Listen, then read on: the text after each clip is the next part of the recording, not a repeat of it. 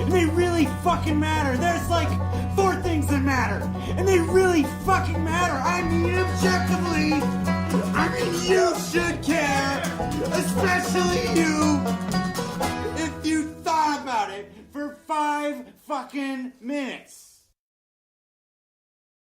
Welcome to episode 40 of the Out of Voices podcast. We are your hosts, Keem and Esmè.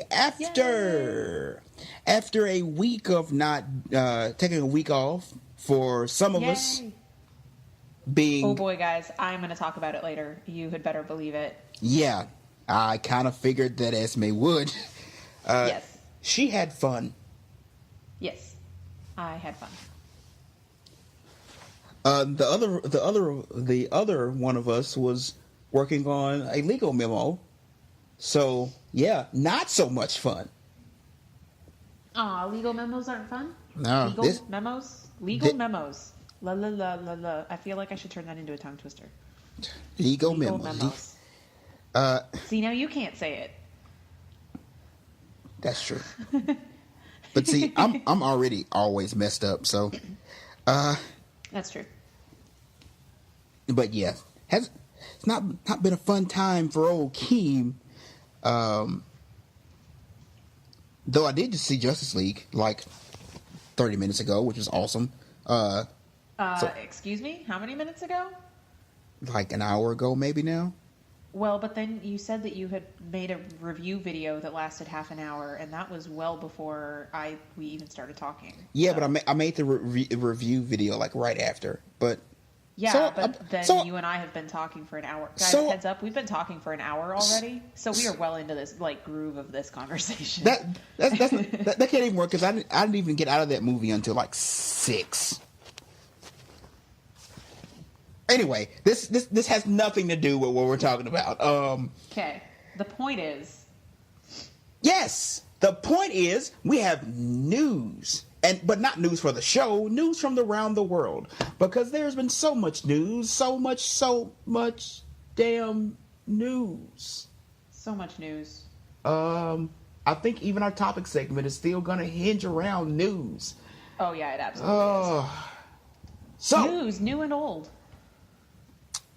Speaking of news, I'll go mine first because I know Esmè's news is going to tie in with our topic segment. But my news revolves around the sexiest man on the planet. And no, I'm not talking about myself. What? No. But if you haven't heard, is it People? I think it's People who does it. Yeah, it's People. People magazine voted their sexiest... I like how you don't know that. they always got this. I don't fucking read People magazine. People magazine voted their sexiest man of the year. This year's hot pick, is Blake Shelton, which caused a...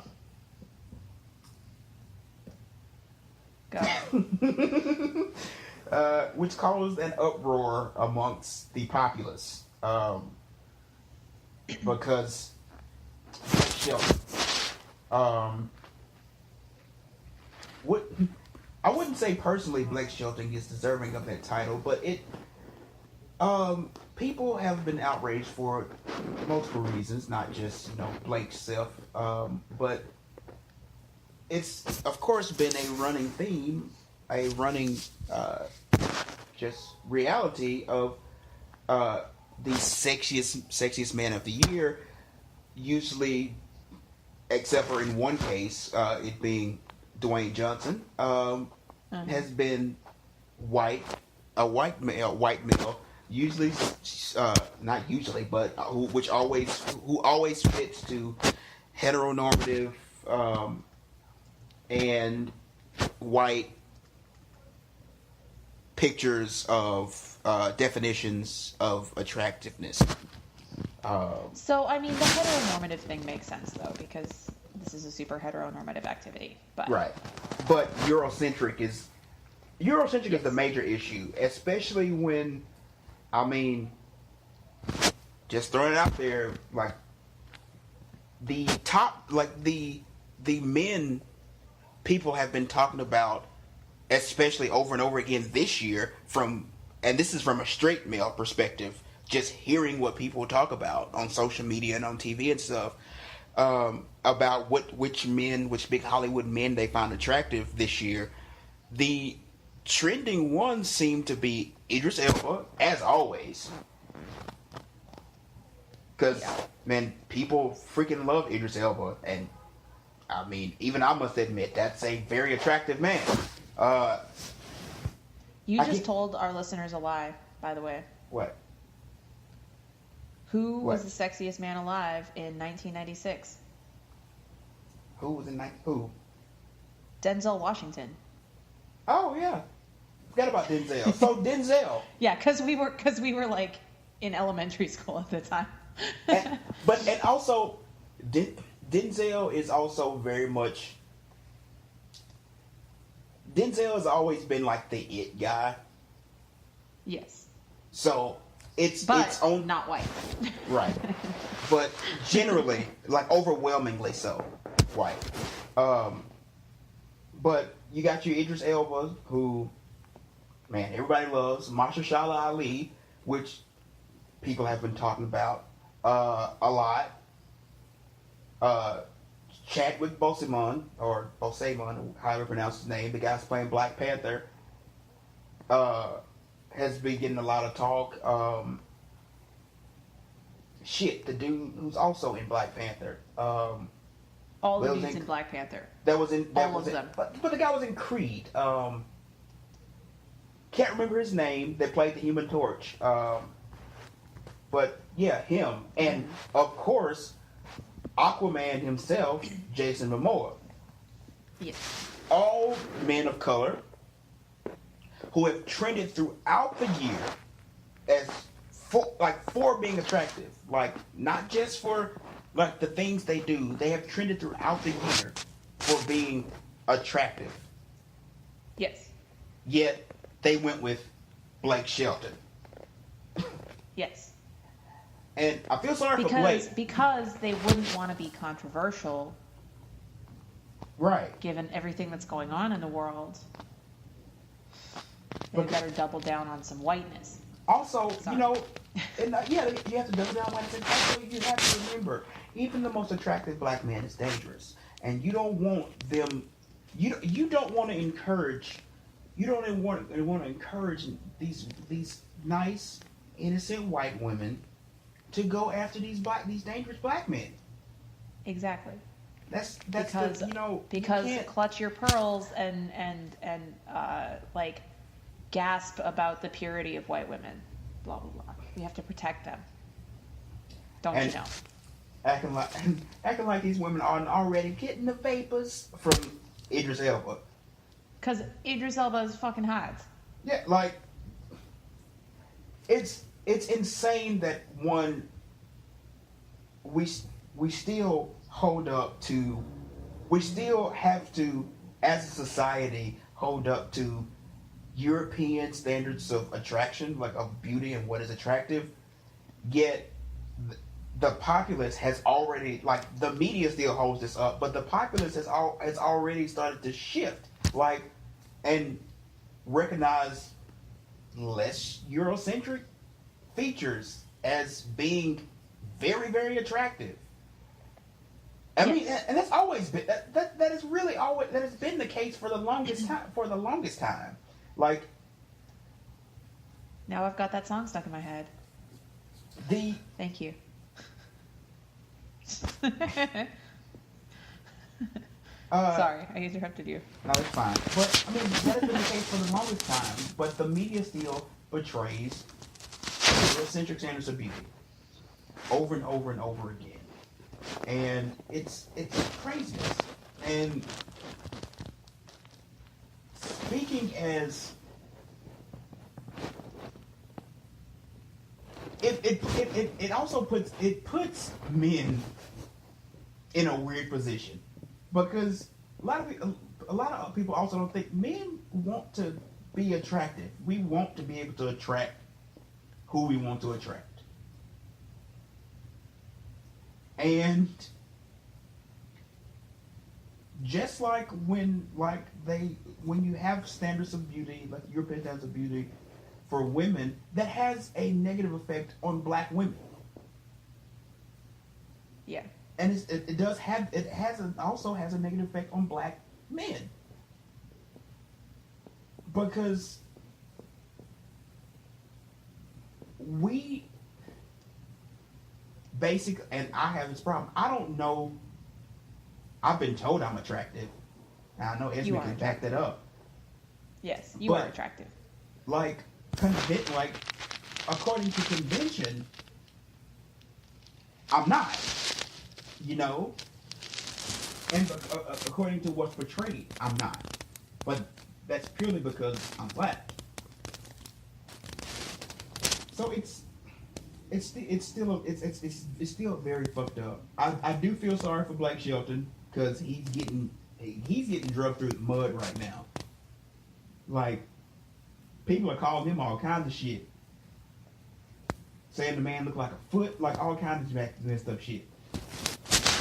And that's something he didn't ask for. He's getting drugged and he didn't ask for it.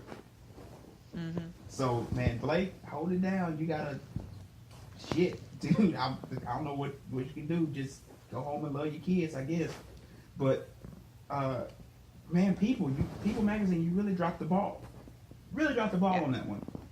And side note, I saw a lot of people commenting on that when they mentioned The Rock, and it's like when they were talking about like white standards of like ethnocentric standards of beauty and stuff, and it's like, oh, and you can't count The Rock as being counted. Not counting Denzel, of course, but you can't count The Rock as being counted because he's biracial and he doesn't get to count as black. Guys, stop, especially black people. Stop it.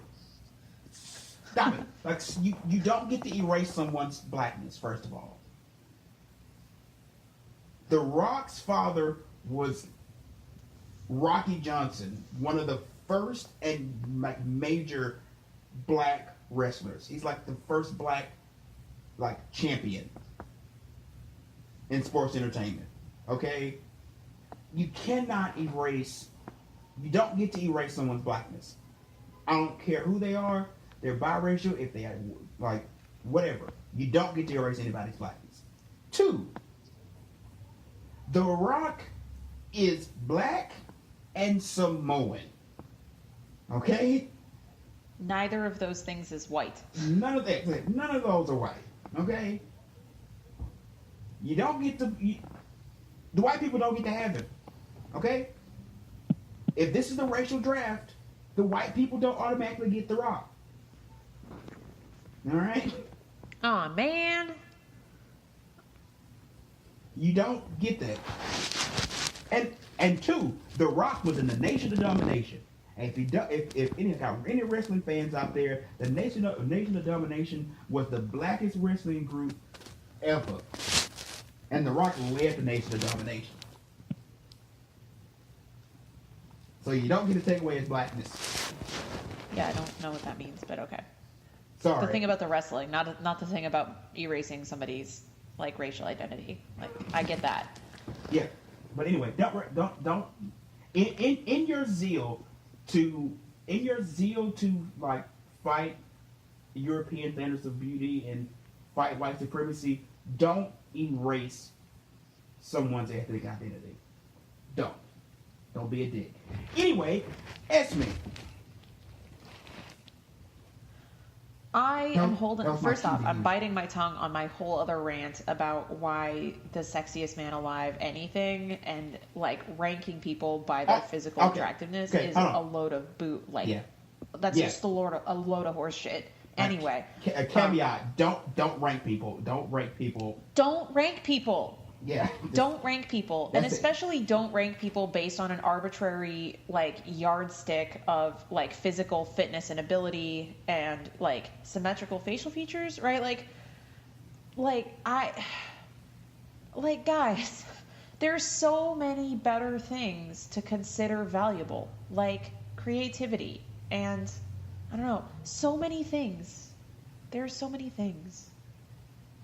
I've been ranting about this with people lately because like physical attractiveness is super low on my like list of considerations when I consider whether or not someone is attractive. And so like this doesn't make sense to me very much anyway, but also like it's shitty. It's shitty to rank people, guys. Don't do it. Don't do it. Anyway, so my news though. So it is a surprise to no one who listens to this show that there has been a slew of cis men in power, mostly white cis men in power, who have recently come under fire with accusations of sexual assault or harassment against them, which Keem has a whole rant about why neither of those things is the right term for what this is, but we're going to not make Keem use his law school education right now, because that's what the word, I mean, these are the words that the media is using, right? But so as of right now, which is Friday evening, the most recent one to have come out is Al Franken, who has been a like icon in the liberal community for a very long time, right? Beloved by many liberals, blah blah blah. I personally never saw the appeal, but whatever. I have not followed him closely. I haven't read any of his books anyway, but I do know that he is liberal instead of, you know, the conservative that most of these people are, most of these men are, who have been revealed to be sexual predators of some sort. And so, but the difference though, beyond his political affiliation, the difference between Al Franken and say Moore or what's his name, Harvey Weinstein, or fucking Donald Trump himself, right? The difference between Franken and any of these people is that a woman who came out as saying that this had happened. So she accused him of like groping her and forcibly kissing her while she was asleep, while they were on a USO event like tour at the same time. She was a journalist, and she accused him of these things, which, for the record, guys, believe women, believe people, right? Don't just believe women, believe everybody, believe anyone who has the courage to come out and say, I was assaulted, right? Believe them, right? So, but the accusations against him are that he groped her and forcibly kissed her while she was asleep, so obviously unable to give consent. And the first thing that he did in his response was to call for a Senate investigative hearing, like an ethics hearing, against himself. Which, guys, that's the right thing to do. I mean, like, the really right thing to do would have been for him to not have done it in the first place, right? But the response that we've been seeing from so many of these, like, people, so many people in high-powered, like, in positions of power who have been accused of assault or harassment, the first thing that they say is, I don't remember doing that. And the second thing they say is, well, if I did, obviously I didn't mean it like that. Or obviously she's misinterpreting it. Or obviously she was asking for it, right? Like they lay it back on the victim instead of owning up and accepting like responsibility for what they did. Which, I mean, Al Franken didn't say, yeah, I did it, et cetera, but he did call for a hearing. He did call for an investigation on himself, which is definitely more the right thing to do than what we've seen from anyone else in the last few months. Well, and here's the thing, and this is something you and I have talked about, and we've honestly disagreed about. But our legal system, our society in general, is based on discovering of fact. What Al Franken did is what the legal system calls for, what society calls for when allegations are made, and that is discovery of fact. Right, and I'm not coming down on him for calling for an investigation instead of just resigning. Right? No, I'm in agreement with you as like this is the right thing to thing to do. Like and honestly, whether you admit it or not, even admitting something is honestly not enough. It's not. Yeah. Because sometimes people don't understand this, but sometimes you can get away with something by admitting it. You can get off easy by admitting something. Yeah. I mean, see also all of the like cis dudes' responses to the hashtag Me Too, right? Wherein a bunch of largely women, but also like non-binary people, also some cis men who had been assaulted got in on it too, right? Like people put out their stories of being assaulted, or even just like tweeted or Facebook messaged the hashtag to say that yes, they had experienced it, even if they didn't go into the actual story of what had happened. And a lot of cis dudes jumped on this, believing that they were doing a good thing by saying, by starting the hashtag I have, wherein they fessed up to like, yeah, I look at my past behavior and recognize that I have put women into a position, or put whoever into a position of where I was violating their consent, right? Or creating a hostile situation or harassing them or whatever. And these guys were praised, right, for being so quote unquote brave as to stand up and admit that they had done these things, right?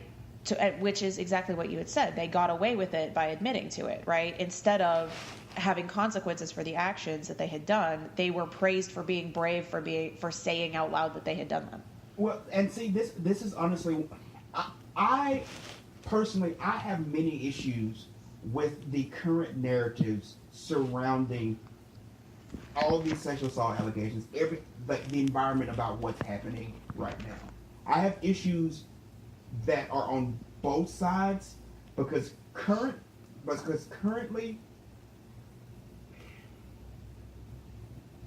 it's people are making this too easy, basically.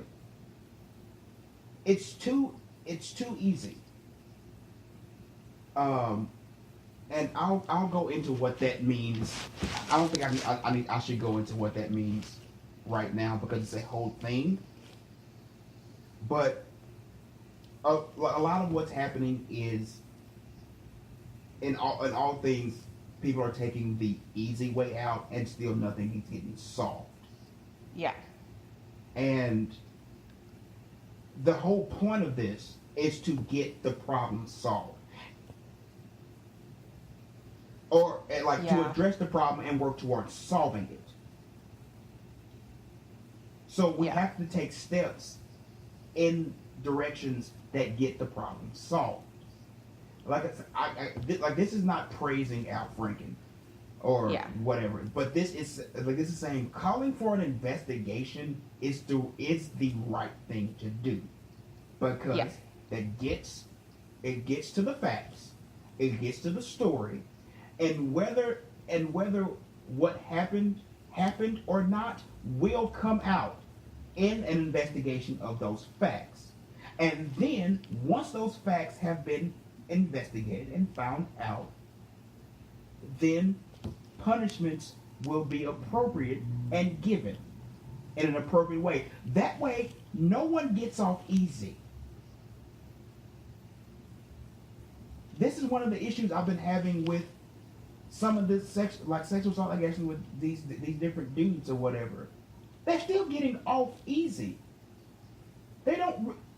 Harvey Weinstein is still he might be a billionaire, but damn near a billionaire. He can't be public, but nothing is going to be done to him. Nothing.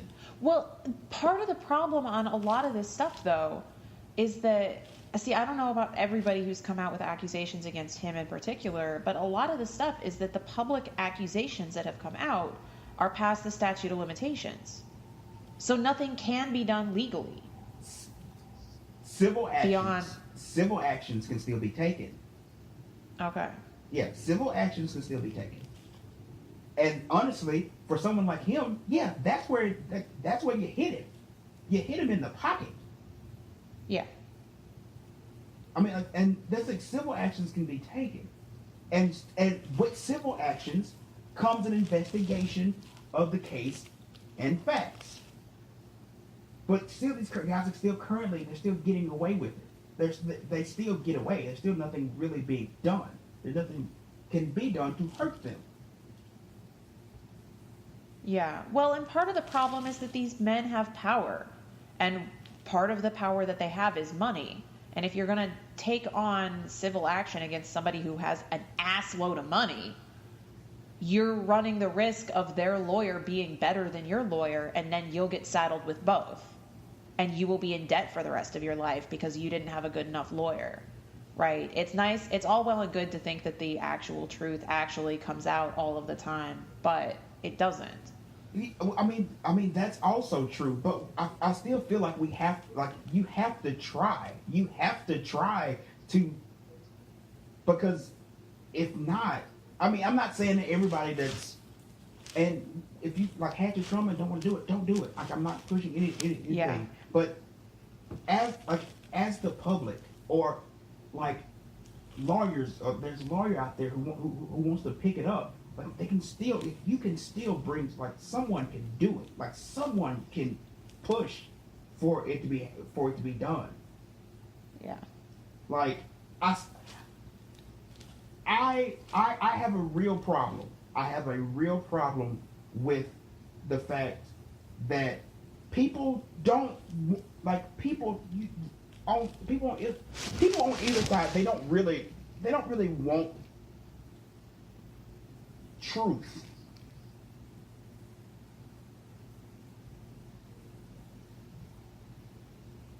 And that's bothersome. I mean, part of the problem, though, is that for many of these people who are now speaking up, they have been trying to get somebody to listen to their truth, some of them for decades. It's not that the victims don't want the truth out. It's that they are exhausted with trying to speak it.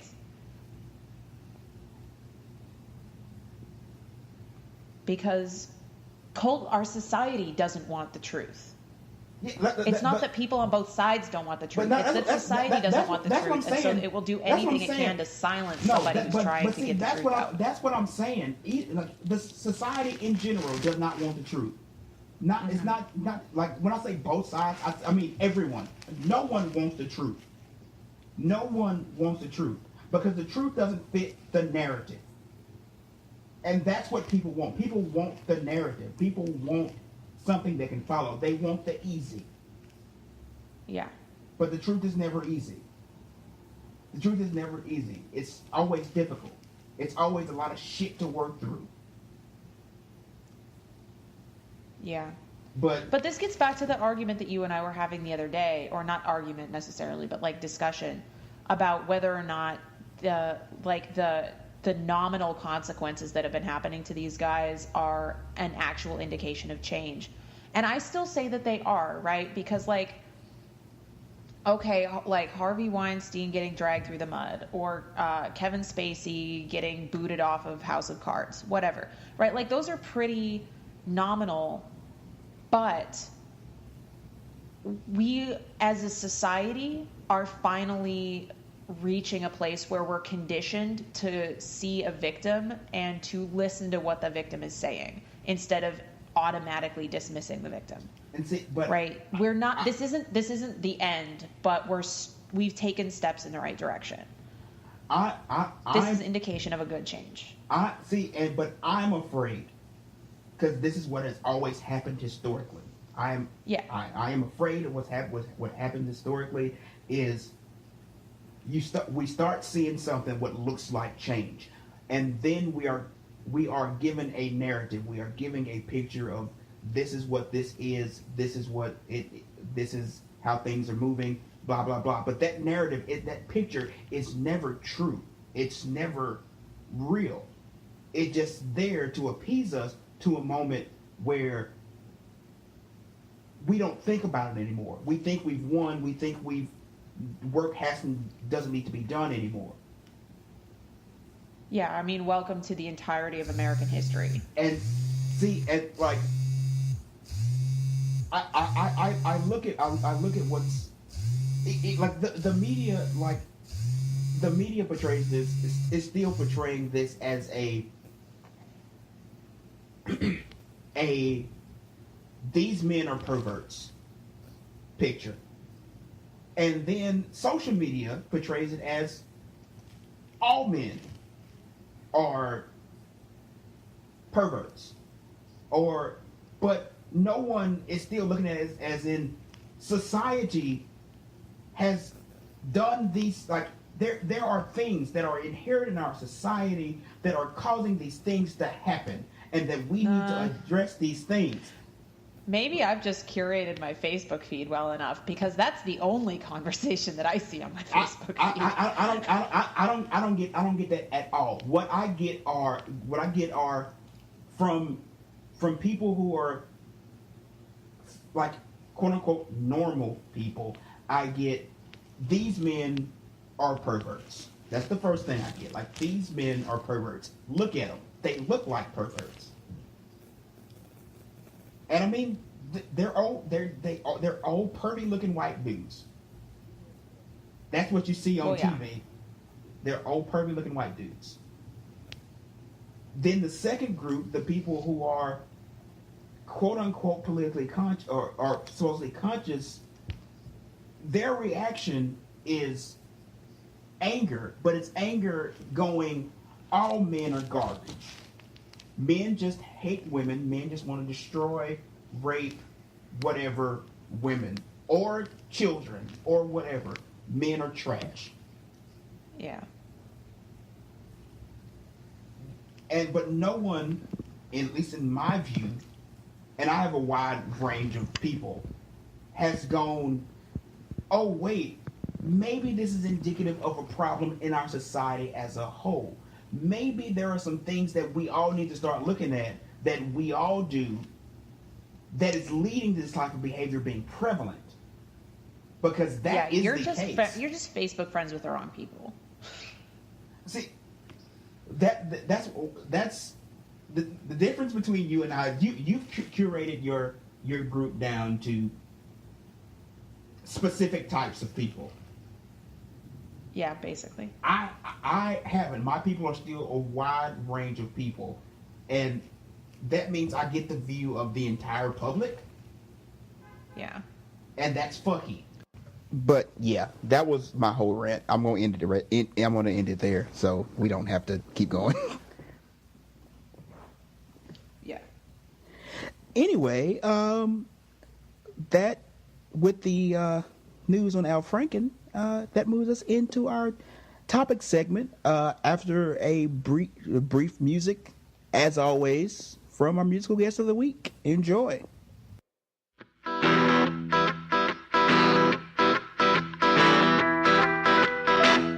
All the faces in the sea look like mountains to me. I'll wait around, I'll cast my thought, I'll smoke you out.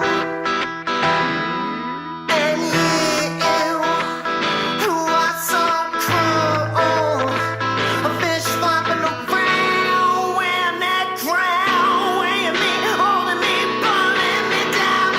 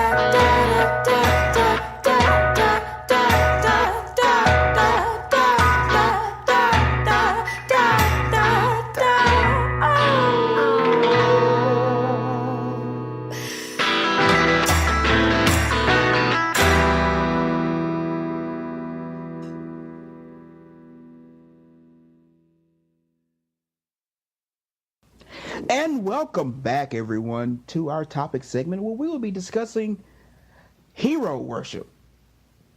Now, considering I just came from watching Justice League, which I found that fitting, and the news that has been going around, hero worship has been a topic that's been ripe on everyone's mind. It seems like everyone's heroes, quote unquote, have been busted out for something recently. Yeah. Which, for me, hasn't been that much of a problem because I stopped, while I have idols, like people who I've looked up to, I generally live on the premise that I live on the premise, and I say this constantly. I don't believe that there is a such thing as a good person or a bad person. People generally, just as naturally, we start off blank, and we choose either good or bad. And every person ever in existence has done some bad shit. Yes. And that's something that we have to remember, that no one's perfect. No one's ever perfect. No one's near perfect at all. And when we think about anyone, we have to remind ourselves that that person is as fucked up as we are and has fucked up in the past. I know you, Esmè, have had some very personal interactions with heroes kind of being brought down to... Yeah, I'm going to talk about this one in public for the first time. Yeah. I was gonna, just kind of let you have that one because that's definitely yours. Do you want me to start off with it? Yeah, you just go ahead and start off with it. Okay, so I don't do heroes anymore. Because I had heroes last year. I had heroes. It was a band called Power Bottom, and it's exactly as gay as it sounds. It was they were amazing. They were fantastic. It was two incredibly queer, weird, femme drag queen, non-binary, ridiculously awesome amazingness. So I found them at exactly the right time for me figuring out my gender shit and my sexuality shit, and their whole message through all of their music was incredibly powerful to me, and it was incredibly uplifting and wonderful and amazing. And I based a ton of my self-confidence and my positive feeling about my own queerness get wrapped up in my identity as a fan of that particular band, and I let their narrative feed that in me. And it was really, really tied up in some stuff with one of my relationships that was going on, and it was all a whole messy emotional big ball of stuff that was really, it was a whole thing. And then one of the things that this band did was they went out of their way to make sure that their shows, because they were both queer themselves, and they went out of their way to nominally make their shows an actual safe space for queer people, right? They insisted that any venue that they would perform in, even if they did not have explicitly gender neutral bathrooms, that they post signs making all the bathrooms gender neutral for the duration of their shows. They would call out people who were being harassing in the crowd. They did all of this. And then it came out through some really messed up, like, channels that the lead singer of the band had been accused of, harassing people, of non-consensual physical contact, with underage people, right? So all of this shitty stuff, which, I mean, my personal philosophy, right, is like, you can't lock someone up for, I mean, obviously you can't lock someone up for that, because there's been no trial, there's been no investigation. But I do not feel comfortable I do not feel comfortable financially supporting somebody who's been accused of this kind of thing. And then especially when, like, you have the response that they did, which is apparently, like, this person reached out to the bandmate and said, this thing, you're like, this person did this thing to me. And they said, okay, that sucks, and then didn't do anything with it. And then the victim went public with it, and the band just completely mishandled it, like, victim blaming. They set up a mediated email account that their lawyer had access to, right? Like, that they didn't call for any kind of investigation. They said, oh, if you want, basically what they said is that if you want to accuse us of these things, go through our lawyer first. Right?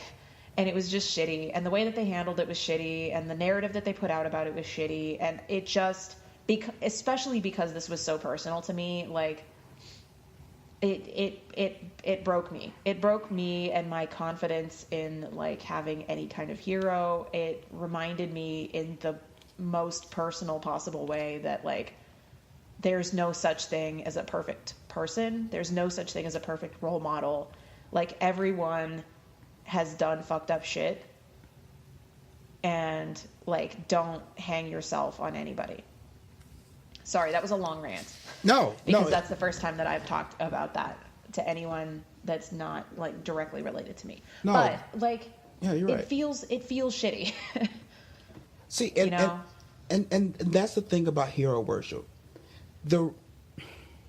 We invest so much in these people, these celebrities, these musicians, even people in your own personal life that you think of as heroes. Like, we invest so much of ourselves in them, and we put them on this pedestal. Yeah. And on that pedestal, we forget that they fuck up. Yeah. For me personally, and like anybody knows me, I worshipped my mom. Mm-hmm. Like, and I still kind of do. Like, my mom was my hero. In my eyes, my mom could do no wrong. But as I grew up, I came to terms with the things that my mom had done that were kind of messed up. Yeah. Some of them were really messed up. And here's the other side of hero worship. The come down. Often our response when we hear that somebody we idolized has done something, the very first thing we do is down ourselves. A lot of people don't even realize they're doing it. A lot of people don't realize that you're downing yourself. But when you hear that someone you cared about, someone you worshipped, did something, see, you held that person in such high regard, and you held yourself at a lower position. So if that person can be that bad, if that person can do this thing, then what does that mean for you? If you've considered yourself if you've looked up to this person, it makes you challenge your own self-worth when they do something. Yeah. And that is difficult. Like, that can ruin who you are. Like, that could challenge your self-esteem. That can challenge your worldview and everything you know. Yeah. And yeah, I'm really glad that I did not let it do that to me, right? Like, my own queerness was so tied up in this. Like, I found them, and they were instrumental into my journey to, like, come out as, like, I mean, come out, but, like, I'm only out to a handful of people. But they were, like, and now everybody who listens to this podcast, apparently. But like, they were so instrumental in that journey for me that, like, I am really, really glad that I was able to separate my own identity from this band. I mean, that's a very teenage thing to do, right? To, like, have your own identity tied up in your fandom of a band. But at the same time, like, I'm glad that I was able to separate it. But I mean but it's what we do. Like, you say it's teenage. It feels teenage to have your identity tied up with a band or whatever. But that's the real reason celebrities exist. yeah. Like, celebrities don't exist just because they're good at acting or good at singing or good at what they do. Celebrities exist because we tie up our own identities in them. We we compare ourselves, we tie in ourselves, we draw strength, or maybe we don't draw strength, but we tie ourselves into these other people. And that has an effect. Has a very, very big effect. And besides the effect you have on yourself, you also have to think. You can't let your hero letting you down make you lose faith in all people, because it can. Like, if this person can be shitty, then everybody's shitty, you know. But that's also a thing you have to realize when you're thinking about your heroes or who you want to be a hero, someone you idolize, that people aren't perfect. Everybody has done wrong. And so one area this gets kind of touchy, and I've had conversations, and it's the black community has a very, very unique relationship with hero worship, mostly because from slavery, we were built up on the narrative that someone was going to save us. We tied ourselves to the the biblical story of Moses. We tied ourselves to Christianity as a religion because the idea of someone saving us. Throughout our history in America, we have looked to these leaders. We have looked to these leaders and celebrities to be the people that lead us to change, that lead us to freedom, that lead us to save us. Yeah. And then when we get to know more about these people, and you find out that your savior is not perfect. Your savior is flawed, sometimes so dramatically flawed. It rips apart your unity. Like, for the black community, it can rip apart your unity. I have gotten into conversations with people, arguments with people about Martin Luther King especially. Because not just in the eyes of the black community, but in the eyes of most of America, unless you're fucking alt-right and crazy and shit, Martin Luther King is damn near saintly. I had a student tell me the other day that they were learning about the civil rights movement in their U.S. history class, and the teacher, as a way of like hooking them into it, said, "Who was Martin Luther King Jr.?" or "What did Martin Luther King Jr. do?" And one of the kids in the class said, "Martin Luther King Jr. died for our sins." And there you go. There you go. Like that speaks to so. Honestly, in black church, especially in the South, man, Martin Luther King is up there. Martin Luther King is a saint. Like, but man, Martin Luther King, and I've argued with people so much about this because I'm a historian. I've studied Martin Luther King. He was kind of a dick a lot. Like, he was. So his doctorate speech, his doctorate thesis was plagiarized. Like, just is what it is. It's plagiarized. He was a known womanizer, like very known womanizer. I always get suspicious when people say womanizer. Like, what does that mean? He cheated on his wife a lot. Okay. Yeah. Womanizer just means, in the case of a married man, he cheated on his wife a lot. No, but also, did he though, or is that just the appearance? No, right? he did. Something poly apologist. No. It Okay. was, and also you have to realize this thing. It for a lot of, especially old black people, they'll never admit it. I'm gonna tell y'all a secret. About your black old country folks. Tell you right now, I can only speak for black people because I know them.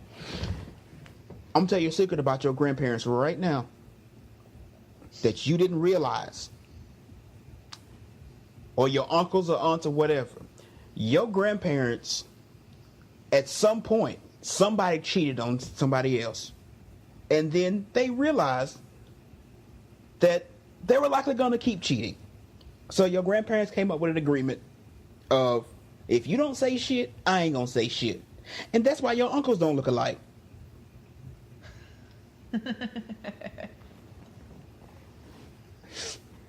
Like, just about every old black funeral, you're going to have people come up that's your cousin or brother or sister that don't look nothing like you, but they are. And there's a reason for that.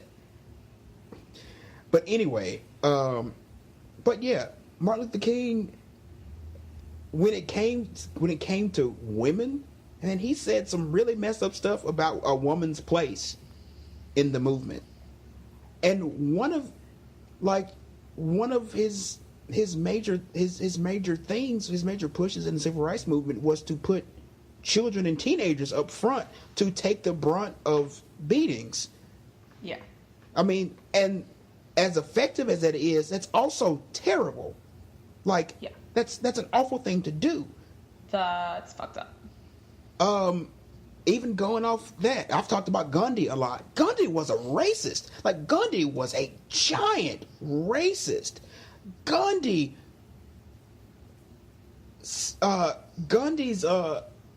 was also very well known for what was basically sexual assault. Having people bring him young women to sleep with him. Like, these people who are venerated almost like saints, yeah, they were pretty fucked up too. And we have to remember that. Like, we have to remember that. And also remember for ourselves that they're messed up, and like they have the same problems of choosing right and wrong as we do. Just average people. Like, we're all the same. No one is really higher than anyone. No one is more moral than anyone naturally. Yeah. It's all in the choices we make. And we all will make good choices and bad choices. Yeah. My God, I've made some bad choices. I've done some messed up things. Now, I can't say that I've sexually assaulted someone. Oh, sorry. Let me get my nomenclature right. Nomenclature? Yes, naming. Yeah. Right for myself. I have not committed sexual battery. This is another conversation that I won't be having right now. Okay, but though that you know of. Right, that I know of. Let's be real on that one. Okay. Right. Also, in my case, I haven't been sexually active for that long. And I'm rarely ever in the power position.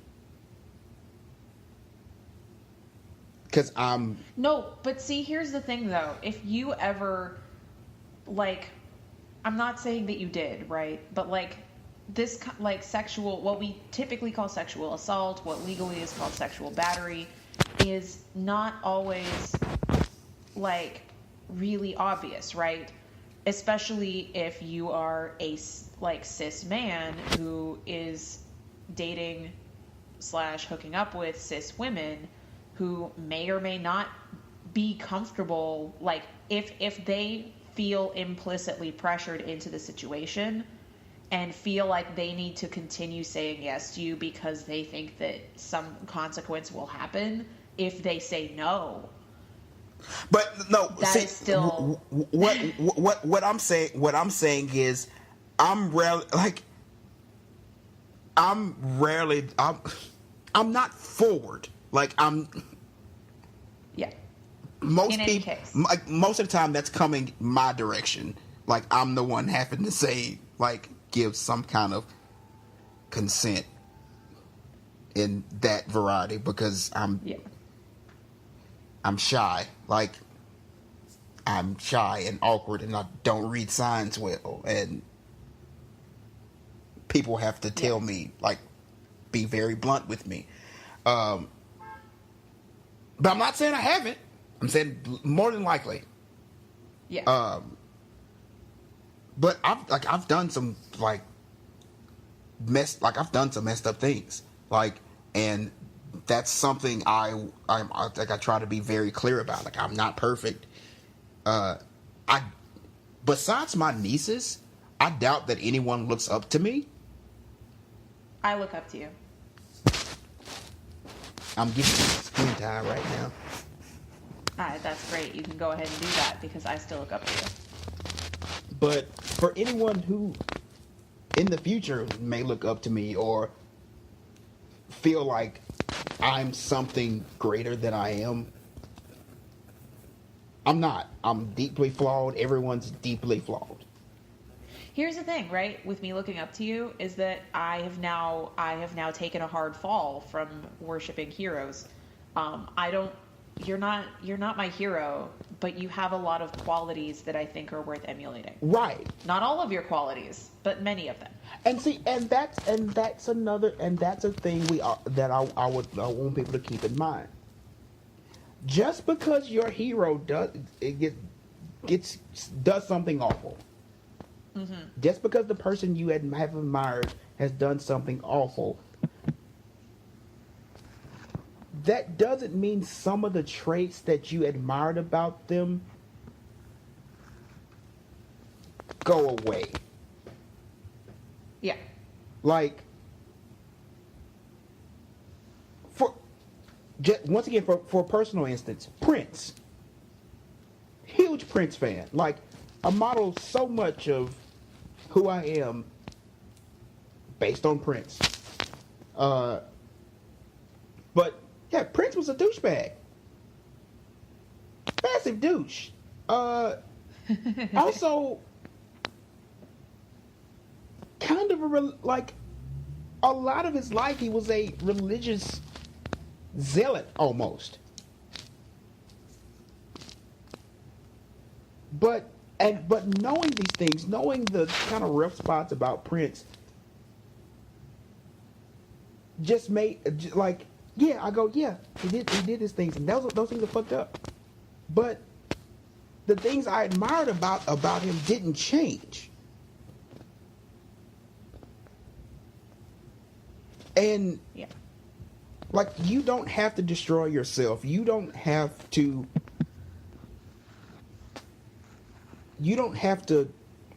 go low. You don't have to stop. Basically, don't judge yourself because somebody you worshipped or somebody you admired did something wrong. Because there were reasons why you admired them.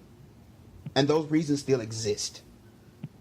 But just because they've done something wrong doesn't mean that you should feel bad for admiring them when you did.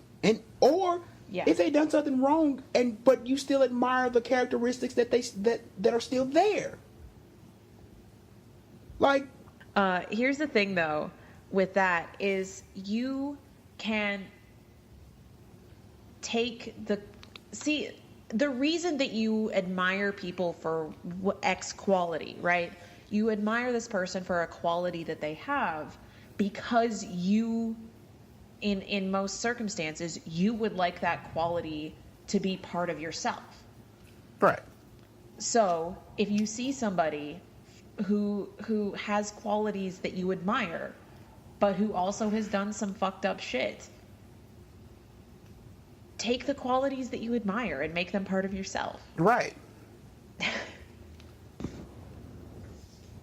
And see, this is another thing. I think it was Chris Watson posted it on Facebook the other day. It was like, and he's repeated it many times, but it's like hero worship is a hell of a thing. And my comment to him was, it should always serve as a reminder that people are imperfect. Yeah. And that everyone can do good and bad, and we have to try to do good, and to look at the things we've done. Yeah. Hero worship should be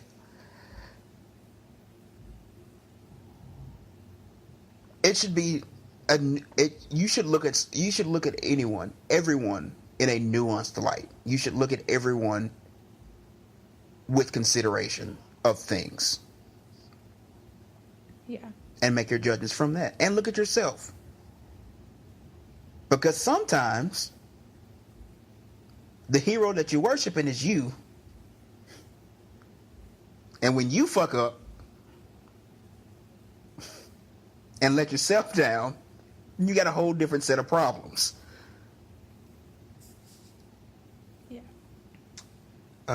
Yeah.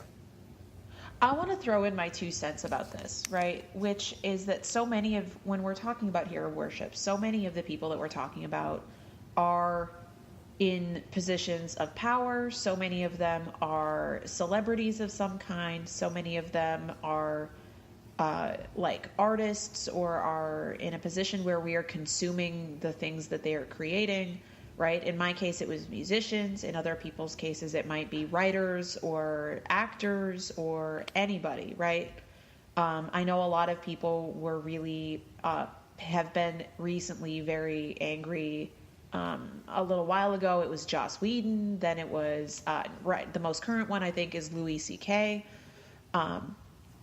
who are being revealed to not being the paragons that we thought they were, right? Which, I mean, surprise, just like we've been talking about, nobody is. But, so, like, it is, I just want to go on record, right? Like, you can't enact legal consequences against somebody without a trial, right? But you are still within your rights to decide that you can't fuck with somebody, right? Like, you don't have to wait for, if the thing that they have fucked up is so, like my thing with Power Bottom, right? If the thing that they fucked up is so like personally painful or like abhorrent to you that you're like, I can't even wait to find out if it's true. Like, I can't deal with that, right? Like, you're totally within your rights for that, right? One of the reasons that I waited so long to talk about this particular band publicly is because, as far as I know, there was never any trial. Nothing ever went to court. Nobody went for justice on this one, right? But I still decided that it was too much for me, right? Just the accusation and the way the accusation was handled already was too far outside of, like, it had already shattered my reliance on this, my worship of these people, right? To the point where I don't feel like I can't separate their music from this thing that happened, and the hypocrisy that is represented by, like, the difference between the things that they said they stood for and then this accusation that was backed up by several people, right? Like, I can't separate that, and so I don't listen to them anymore. Right. But I still have taken their radically, like, joyfully non-binary queer positive stance and adopted that into myself, and now that is part of who I am now, and I got that from them, even though I no longer listen to their music. Right. So I think shit, I have a funny story that I'm going to include in the sex segment about this. It's actually really, really appropriate that we're talking about Power Bottom right now. Oh my god. Yeah, see where this is going. Do you know? I can make a guess, but I'm not gonna make a guess because I don't want to look like an idiot. So, hi. Okay. I think the best thing to do is just worship heroes in comic books. Because if they fuck up, you can just write fan fiction. That's true. And fix it. Although, if you read Marvel comics, it's not if they fuck up, it's when they fuck up. That is definitely true, because that's what they're designed to do. And that's why I love Marvel comics, because, man, those heroes are so human and so fucking flawed, and it's awesome. It makes for great stories. When the hero is fucked up and flawed, and you just waiting, like, you just know they're gonna fuck up. And when they fuck up, they have to fix it. They have to fix it somehow. I love it. This is why I hate Superman. Side note, once again, just coming out of Justice League. This is why I am not a Superman fan, even though I'm wearing a Superman shirt as we speak. Yes. Superman, he's completely inhuman. And not inhuman as he has powers, but it's just that he's perfect. He doesn't make mistakes. Also, he's not human. Right. But, you know what I'm saying. Like, sorry. Human, like, spirit-wise human. Like, he's perfect. He doesn't really make mistakes. When he enters a story, there are no nuances. You know he's going to save the day and everything's going to be good. You know he's not going to fuck up. And that makes Superman completely boring. And I hate it. And in the case of the Justice League movie, it makes an ending that lacks tension.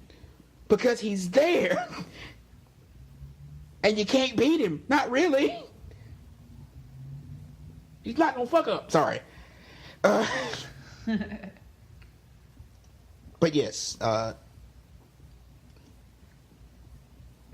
You know what? I think I understand why nerds in particular, not in nerds, and like anime fans and comic book fans, disappear so much into the media.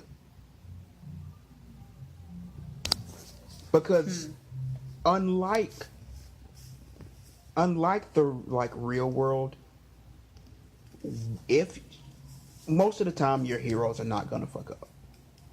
Not really. You can always look up to those characters. Because in comics, in anime, in a lot of fiction, in most cases, your characters will always return to the status quo. And your characters, no matter what they do even if they fuck up, they will always come back to being what you looked up to. They will always come back to being the things that you hold in high regard. And you don't get that in reality. In reality, if you hold someone in high regard and that person fucks up, they will never come back to the status quo. Your picture of them will always be changed. It will always be different.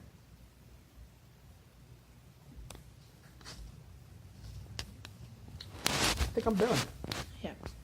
Yeah, I think I am too. That took a very solemn ending. We knew it was going to. I didn't expect it to end right there though. So I guess that moves us into the sex segment after another brief musical interlude. Yeah.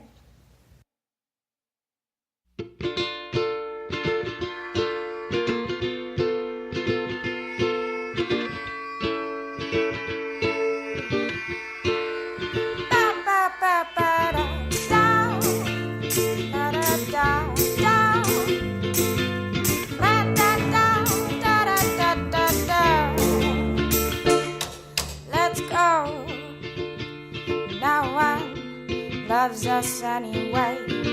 So grab your whiskey and I'll try to find some smokes. I'll call my folks, I'll beg them, it ain't no joke. We're ugly, battered and broken. I don't care if we burn this home. I'll head out west, I'll drive it so fast, but don't hold your breath.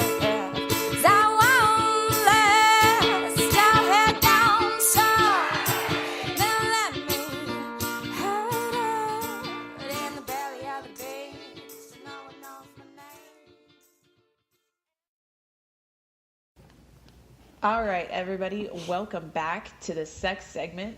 Like we mentioned all the way back at the beginning, I was out of town last weekend, so that is oh my God, I cannot talk. It has been a long day, y'all. But I was out of town last week, which is why we did not have an episode last week. We didn't have a chance to record it in advance, so we didn't have one. And I was out of town because I was attending GKE, which, for those of you who are not in the scene, that is the Geeky Kink event, which was in New Jersey, which means that I got to go visit Keem, and I was visiting, I met one of my other partners there, and it was incredible. It was incredible. So it was exactly like what it sounds, right? It was geeky, it was kinky, it was amazing. There were so many kink takes on just ridiculously geeky cosplays. It was fantastic. It was so much fun. There were so many different groups and panels and demos and classes and amazing stuff, and I'm gonna have to do a whole thing at some point. If I had to pick my favorites, things that happened. So I'm going to talk about GKE a little bit, but I'm not going to talk about it exclusively. There was one other thing that I wanted to get into in this sex segment. So if I had to pick my favorite stuff, I would say probably that. So I really, really enjoyed. What did we do? We did so many things. I've forgotten already. Let me look at my schedule. I still have my schedule in my notebook from what we did. Oh, we went to the What's in Your Bag social, which was just we all got together and showed off our favorite toy from our bag, and it was amazing. There was a guy who had a flogger that he had made himself out of steel pipe and bison leather, and it weighs 10 pounds, and I was I really want you to hit me with that, but also that looks really intimidating. I had a very, very cute person demonstrate their toy on me, her toy, I don't know, I forgot her gender, or I forgot her pronouns. But demonstrate that toy on me. It was like a bundle of like steel, of very thin steel rods, like attached to a handle. And it was very cool. But I got to show off my toys. It was fantastic. It was so much fun. I got to meet up with the person who I had pre-arranged already, who was going to do an impact scene with me, which I did Saturday night, and it was incredible. But that's where I get into my funny story about Power Bottom. So I was in the middle of this scene, right, which it was a person who I had never met before, but we had prearranged. So it was almost like pickup play, in that we had never met before and we had only met at the con. But we had arranged weeks in advance that we were going to get together and she was going to hit me with things. So we got together and she had me tied to the St. Andrew's cross and was hitting me with things. And in the middle of this scene, I just moan. And she goes, "Oh," like she didn't know what to do with that sound. And it was because one of Power Bottom's songs had come on the playlist in the dungeon. And I was like, "Oh." Ridiculous. And of course, Chris immediately knows what's going on. He's like, "Yeah, I know, right?" And this woman who's now who's been hitting me with heavy things for the last 15 minutes is extremely confused. It was kind of funny, except that it was so annoying. It pulled me out of the scene for a minute. It was ridiculous. But yeah, went to so many different things. It was fantastic. Did a workshop on torture rope, which I apparently really no. So I knew this. I knew this from a thing that I went to at our local dungeon, which is that I like foot torture. I don't know if you know this about me. No, that does never come up. I like foot torture, Keem. and so I did the foot torture rope on myself, and it was incredible. And Chris kept trying. I kept getting it all the way, doing the technical stuff, and then it comes to the point where the last step is just to wrap it and cinch it down. And he kept not cinching it hard enough. And I was like, no, it can go harder than that. He's like, "Are you sure?" And I'm like, "No, just let me do it." And then I crank it all the way down. And he's like, "Oh, okay." But that was really fun. We did a lot of cool stuff. I learned a breath play tie, which is really cool. Breath play and blood choking, to where it's not you could make it really intense, but we didn't. It was just really, it was very cool. Did you say blood choking? Yeah. What the hell? Right, so instead of choking the way that you think of on the front of the throat, it's on the sides of the neck, to where you're restricting the blood flow to the brain a little bit. You have to you have to give some context when you say words like blood choking to a layman such as myself. Okay, so let me do a quick education, right? So there's a lot of different ways to play with choking and breath play. Some of which, so this gets into what I was going to talk about, which is that any choking or breath play is actually dangerous, right? There is potential for it to go extremely wrong, up to and including brain damage or death, right? These are very dangerous things. But the way that we were doing it there, it's not like I said, this tie could be made to be extremely intense and dangerous. But really, the way that we were doing it, it's more of a mental thing, to where the tie had you with your hands on. I'm doing it now, which is why I sound weird, right? The tie had you with your hands on either side of your neck, and just pushing in a little bit, and just enough that you could feel that there was some restriction there, right? So you're not cutting off your circulation to your brain, but you are pushing a little bit on the sides of your neck where your arteries are, or where your blood vessels are, and so you are restricting your blood flow a little bit, and so you do start to get that euphoria, right? This is not super recommended. Definitely know what you're getting into before you start playing around with it. Definitely do not do it by yourself, right? But the way that we were playing with it, it was just enough to like, it's more, like I said, with the way that we were doing it, it wasn't hard. It's more of a mental thing. And I enjoy breath play and choking as a mental exercise. It's less about the physical sensation, in which case I might be more prone to push it more and more extreme. But it's less about the physical sensation of it and more about the mental aspect, right? Like of control and of danger, right? So I don't have to do it very hard in order to feel the effects of it and the danger and like the rush from that.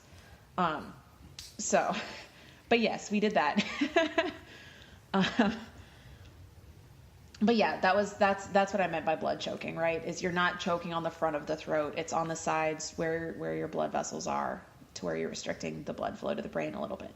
But yeah, we did that. We did a whole bunch of other stuff. There was a panel for like people that are trans and non-binary, where we got to have some really interesting discussions about, especially about non-binary identifications and things like that. It was really fun. There was so much stuff. I did a really, really awesome rope pickup scene with somebody that I met at the queer meetup. This girl, she was very bendy and she was very giggly, and it was awesome. It was so much fun. She was very fun. We went to a bunch of other stuff. It was a really, really fun time. But, tying into the other thing that I wanted to talk about, the breath play bondage gives us a good segue into that a little bit, which is, I wanted to mention a quick thing about consent and safety in BDSM and kink. Right? Okay. So a few weeks ago, Labor Day weekend? It must have been Labor Day weekend. We were talking about things, and I went on an extremely long tirade about how handcuffs are just the worst and they will fuck you up and they're awful, right? You remember that? Yep. I do. And then someone pointed out to me after the fact, very rightfully, that like handcuffs themselves aren't actually necessarily any more dangerous than any other kind of bondage. Right? Mm-hmm. Because like all bondage is inherently dangerous, right? Like handcuffs can fuck you up if you do it wrong. Just like rope can fuck you up if you do it wrong. Just like anything can fuck you up if you do it wrong. Right? And the thing that I wanted to clarify with that makes handcuffs more dangerous than any other bondage is that most other kinds of bondage you don't try before you've done any research at all, whereas cheap ass metal handcuffs are like marketed in sex stores as like a great way to spice things up in the bedroom. And so you're way more likely to pick up a set of metal handcuffs, or even with like the fuzzies on them, which aren't really any better because the metal is still like that fabric is not that hard. It's just that you're more likely to pick up that style of handcuffs and try them without doing any research about them than you are about any other kind of bondage. But that handcuffs themselves aren't necessarily more dangerous than any other kind of bondage. It's just that you don't get as much training on them. But the thing that I wanted to talk about for this sex segment specifically was models of safety and consent in BDSM and kink, which is so like even vanilla people may have heard of some of these, right? Like the one that most people, or the one that comes up the most often, I have found, especially in vanilla contexts, is safe, sane, consensual. Have you heard that? No, I have not. Oh, you have to remember, I don't know shit about kink. Okay. Okay. So one of the ones that comes up is safe, sane, consensual, meaning that any act that you do with another partner is fine as long as it is safe, sane, and consensual, which seems completely reasonable, right? I'll sense a butt here. Yeah, there's definitely a but here. There's always a but. It's usually in the back. Go on. Shut up. But the problem with that, first off, is that a lot of neurodivergent people have pointed to that phrase as being ableist and exclusionary because it requires sanity, whereas a lot of people, it seems to exclude people who are neurodivergent from playing with these kinds of activities, right? Like, if you proudly wear insanity as a badge based on your mental illnesses or diagnoses, like, you don't want people saying that you can only play if the play that you're doing is safe, sane, and consensual. Right? Side note, sanity and insanity, like, insanity is a you're not really using the word correctly, but I will go on. But at the same time, like, that, I mean, that's a criticism. That is a Right. criticism of it, and I'm not going to police people who choose to use words like that. I am going to not refer to things as sane or insane if I'm called out on it, because that's a thing that people do. The other thing is though, that, like I mentioned with the breath play and choking, like I mentioned just now with bondage, with heavy impact, with needles, with electricity, with cutting, all of these things are things that happen within BDSM activities, within kink activities, within fetish communities, and none of these things are safe. Right. Like, by definition, right? Like, they can be done in ways that are more safe, but they could always go wrong, right? You could land a blow in a wrong place and somebody could get hurt. You could lay a rope in the wrong place. You could tighten a handcuff too tight. You could use electricity on somebody that, like, whatever. You could I don't know. These things are not completely safe. Some of them are more safe than others. Some of them are more safe with more training. Some are more safe with more anatomical education, but none of them are completely safe.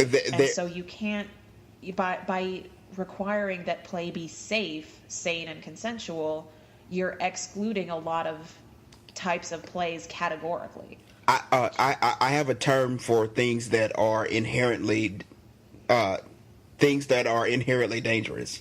You know what it is? It's called inherently dangerous. Yeah. Yes. Busting out some legal terms. Yes. But the point is that a lot of these things cannot be safe by definition because they are not safe. These are not safe things to do. In fact, during part of Chris and I attended a workshop on it was a really cool workshop. It was geared toward rope bottoms, of which I am not. I am most certainly a rope top. Thank you. But it was geared toward rope bottoms, about how to communicate where, like, how they want, like, where the best place is for rope to be for suspension, right? Like, so we didn't get into the TK, which is the classic arm tie, but with the arms behind the back with the chest harness. We didn't get into that because that is a pretty technically demanding tie, and there were a lot of beginners in the class who didn't already know how to tie it.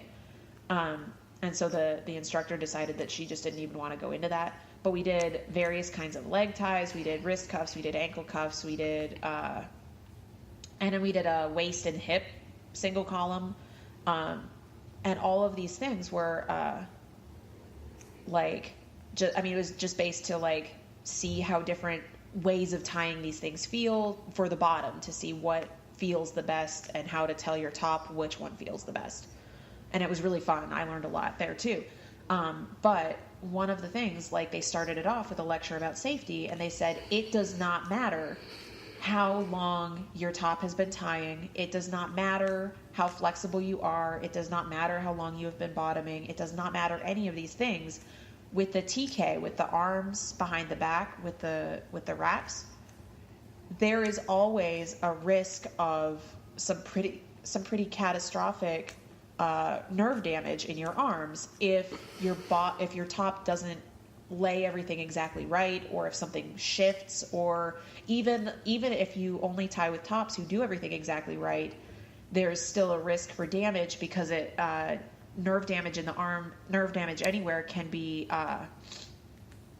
happen over time, right? Can compound over time to where you're fine, and then you're fine, and then you're fine, and then you're fine, and you're fine, and then suddenly, after all of this time, you've accumulated enough damage that now you have nerve problems. But which brings me back around to what I think is a better model for. So safe, sane, and consensual works for a lot of things. A lot of people, that's a hard boundary for them, right? Like, they don't want to play with stuff that's not safe because it's not safe, and they can't take that on, which is completely reasonable and completely fair. But a lot of people who like to play harder, myself included, use a different acronym, which is RAC. Which stands for Risk Aware Consensual Kink. Mm-hmm. Which, of course, carries in it. So consent is always there, right? Like, don't do anything non-consensually. But that carries in that risk aware, which means that you are not locked into only doing things that are inherently safe, because a lot of things that are really fun to do are not inherently safe. They are inherently dangerous. But it does put the burden on any involved parties. I was going to say both involved parties, but any involved parties, anyone who is involved in a scene, it puts the burden on everyone who's involved to know what risks are involved, right? Like, if you're doing a rope suspension scene, the top and the bottom both need to know what could happen based on the ties that are going to be made, right?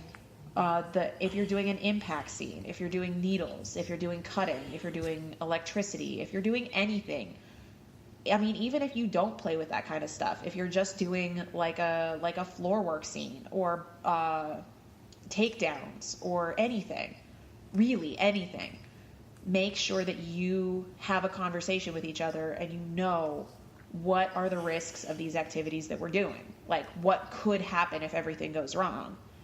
And then have that conversation with each other, like, this could happen. Do you consent to me still doing this? This could happen. Do you consent to me doing this? This could happen. And it works both ways, right? Like, a bottom can say, I want this, like, I know what the risks are, and I want this and this and this. And then the top can say, I am not comfortable doing that given the risk. I don't want to be responsible for that if something happens, so let's do this instead. That's how consent works, right? Both parties have to consent to the risk in order for that to work. So. All right. But that's my thing, right? Like, is if you are going to play, and it works with vanilla sex too, right? Like, sex is not, like, sex is not 100% completely safe, right? You are going into a sexual encounter with the risk of something happening, right? Condoms break, or birth control is not 100%, or whatever, blah, blah, blah. Know that is a risk, and know what the chances are of something like that happening, so that you know that you are consenting to take on that risk, right? It's the same as getting behind a car, right? Like, there's a risk of getting into an accident every time you drive a car, but you obviously consent to that because you continue to do it, right? So, and it works the same way with kink, right? Like, be aware of the risks for the activity. Be aware of what could happen if shit goes wrong. And then that way both or any or whatever parties can consent to taking on that. If you can't consent to an activity if you do not know what consequences could happen if shit goes wrong. Right. Whether that's because you haven't done your own homework or because somebody's misleading you about the consequences of what could happen, right? Like, no matter what, if you don't know the consequences, you cannot consent to that thing, right? Right. Cool. Cool. And then I think that wraps up what I wanted to talk about, unless you have questions about GKE, right? We haven't talked in depth about it. We haven't had a chance to this week. Yeah. I think those questions would be for, like, that could extend this show out a while. Yeah, that So, totally could. I will say, too, though, that based on the panels of what happened, like the panels that were offered, the stuff, or like just the events and stuff, the things that I went to, like, tracked heavily toward kink and much less toward geek, which I'm sure you would expect given me. I think I described myself to somebody like, I made a friend. Did I tell you I made a friend? There's a good chance that my new friend is listening to this episode right now, in which case, hi, new friend. But I think I described myself to him as, it's not that I'm geeky, it's that I'm geek adjacent. Like, I don't find myself, like, really strongly attracted to a lot of the, like, things that are typically considered geeky. Like, I don't really read many comic books. I don't really watch a lot of movies. I don't do like LARPing or cosplay or any of that. Why are we dating again? No, I'm just playing. I care very much about a lot of people who do, and I seem to, like, get into my best relationships with people who do those things and who are fans of those things. So, I mean, I felt right at home at the Geeky Kink event, despite the fact that, like, I have seen approximately 1.5 episodes of Doctor Who. I don't really read comic books, like, at all. Like, I'm aware of comic books. I will say, you did not explain to me that it, like, what you meant by Geeky Kink event. Oh yeah, it's exactly like what it sounds like. See, I wasn't sure about that. So, like, my interest in, like, in kink in general is relatively new. Yeah. And I'm still trying to figure a lot of stuff out. But I would have been, like, more interested, especially in knowing about it, if it was explained to me, like, that, like, actually being, like, geeky was a part of it, like a major part of it. This is hella geeky. It was hella geeky. So this could have been something that I could have researched on my own, but I mean, I didn't know. So yeah.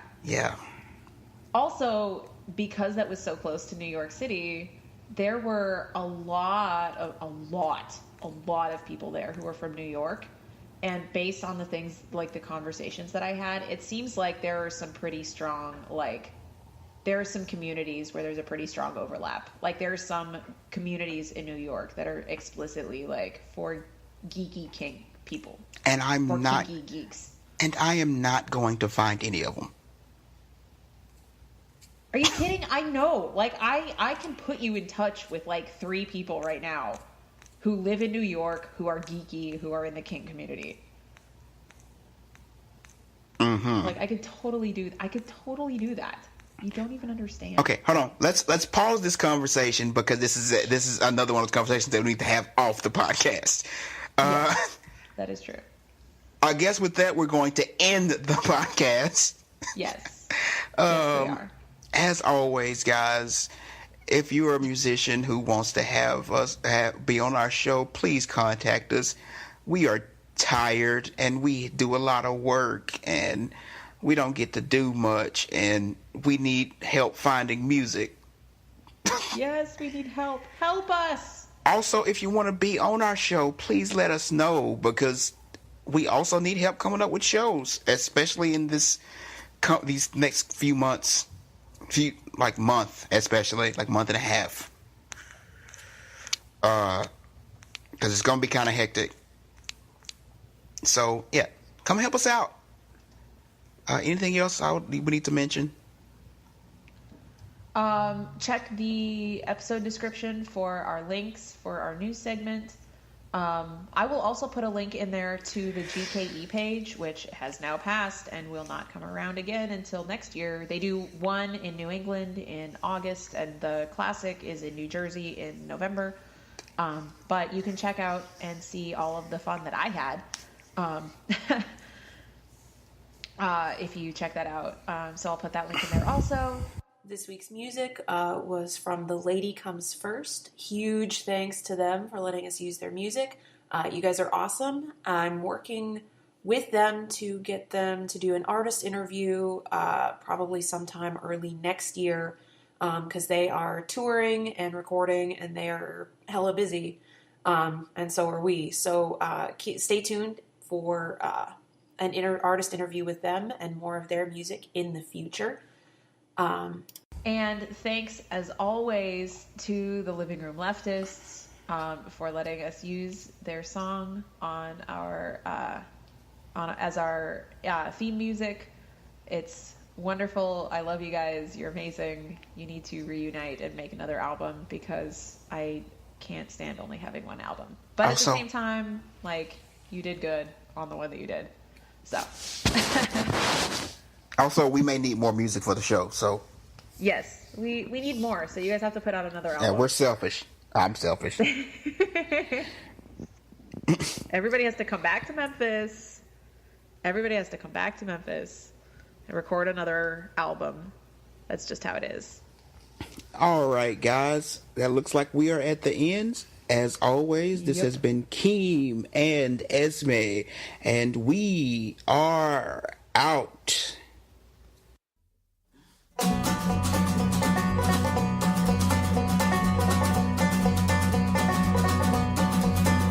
But there are these things that matter, and they really fucking matter. There's like 4 things that matter, and they really fucking matter. I mean, objectively, I mean, you should care, especially you, if you thought about it for 5 fucking minutes.